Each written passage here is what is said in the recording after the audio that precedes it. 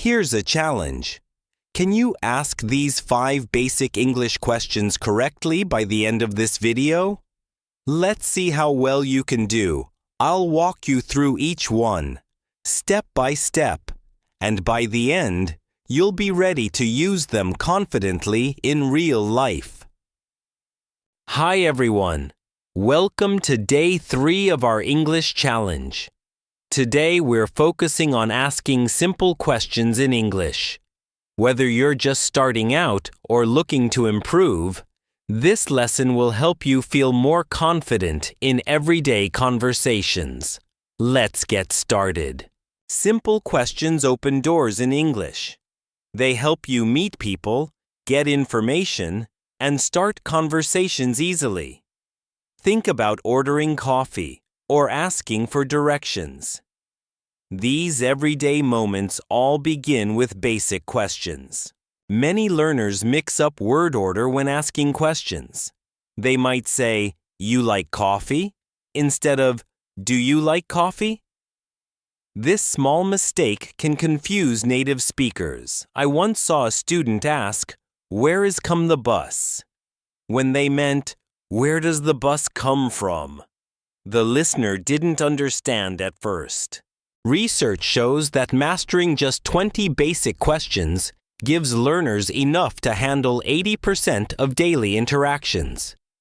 When you can ask simple things like, "What time does this close?" or "How much does it cost?" you feel more confident. A study of language learners found that those who practice questions daily improved their speaking skills twice as fast as others. Here's how basic questions help in real life. Imagine you're at a store. If you can ask, "Do you have this in blue?"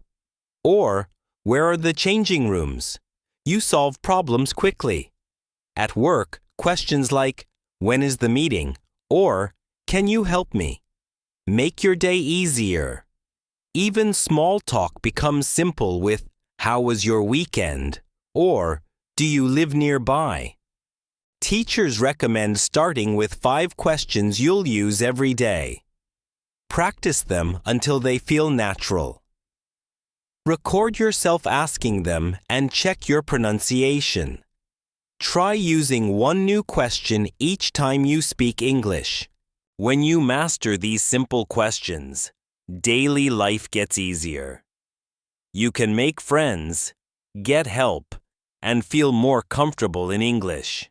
Now let's look at how to build these questions correctly.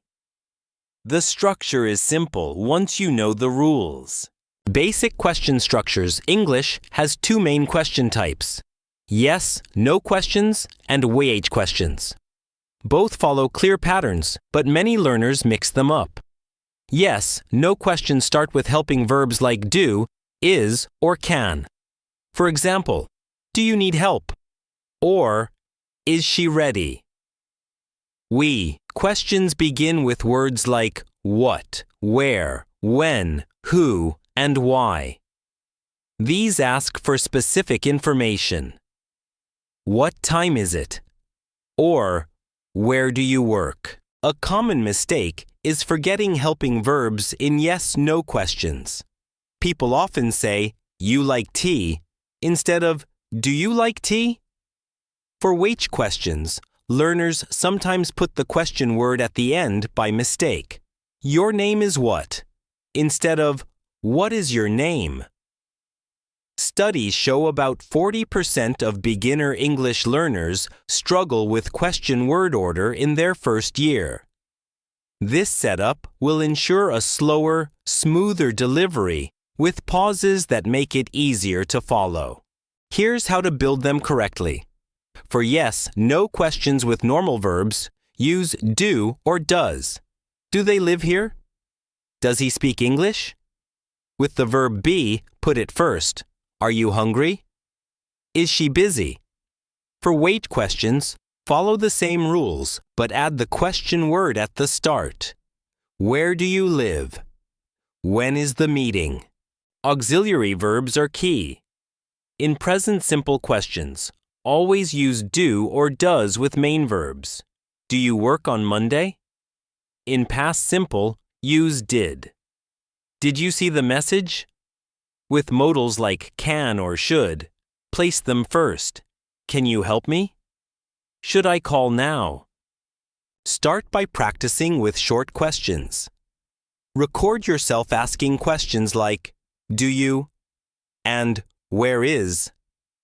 Check if your word order matches the examples. Soon, forming questions will become second nature. Getting the word order right will make your English sound clearer and more natural. Now let's focus on how to pronounce these questions so people can understand you easily. Pronunciation tips. Pronouncing questions clearly helps people understand you. Many learners ask the right words but use the wrong sounds. This can cause confusion. A student once asked, "Where is the beach?" But it sounded like, "Where is the bitch?" The listener was very surprised. English question words have strong and weak sounds. In what do you want? The WH in what sounds like hobby. Many learners say what instead. Listen to native speakers say where, when, and why. Notice how their lips round for the UH sound. Rising intonation at the end shows it's a question. For yes, no questions, your voice should go up. Do you like coffee? But for why questions, it usually goes down. Where do you live? Studies show learners who practice intonation patterns improve faster than those who don't. Common pronunciation mistakes happen with similar sounds. Some people mix up can and can't because they don't hear the difference. Say, I can do it with a short A sound. For can't, make the A longer and stronger. I can't do it. Practice question words slowly first.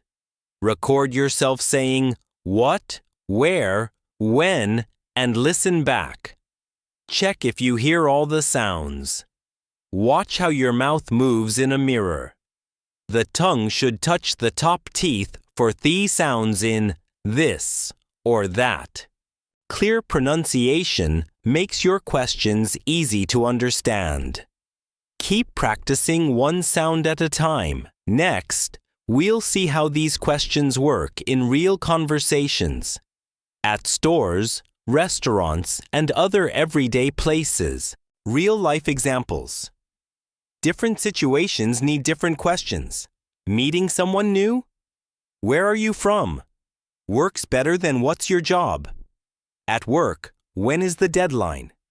Is more appropriate than why is this taking so long? Culture affects questioning too. Research shows Americans ask more direct questions compared to British speakers, who often use softer phrasing like, "Could you possibly tell me?" Listen to this pharmacy conversation. Hi, do you have cold medicine? Yes. What symptoms do you have? I've had a headache since yesterday. The customer starts with a simple yes/no question, then answers a which question clearly. Contrast these approaches. Direct. Where's the restroom? Polite. Could you tell me where the restroom is? Both work, but the second shows more consideration. Service workers respond better to politeness markers like could and would. Experts suggest matching your questions to the situation. With friends, short forms are fine. Coming to lunch? In formal settings, use complete questions. Would you be available for a meeting? Always notice how others ask questions around you and adapt accordingly.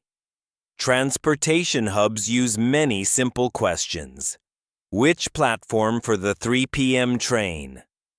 How much is a ticket to downtown? Is this seat taken? These follow clear patterns but get straight to the point. Now you're ready to ask simple English questions with confidence. Remember, Consistency is key. Practice every day. Start by using basic questions like, "Do you have time?" or "Where is the nearest station?" Record yourself to check your pronunciation and make adjustments. Studies show that just 5 minutes of practice each day can help you master question patterns faster. Keep a list of useful questions on your phone for easy access and review. The more you use these questions, the more natural they'll sound. Soon, asking questions will become second nature, making English conversations much easier. Pick 3 questions from today's lesson and try them out in real conversations this week. See you in the next video of the 5-Day English Language Challenge. Thanks for watching. Don't forget to subscribe and leave a comment below. Take care and keep practicing.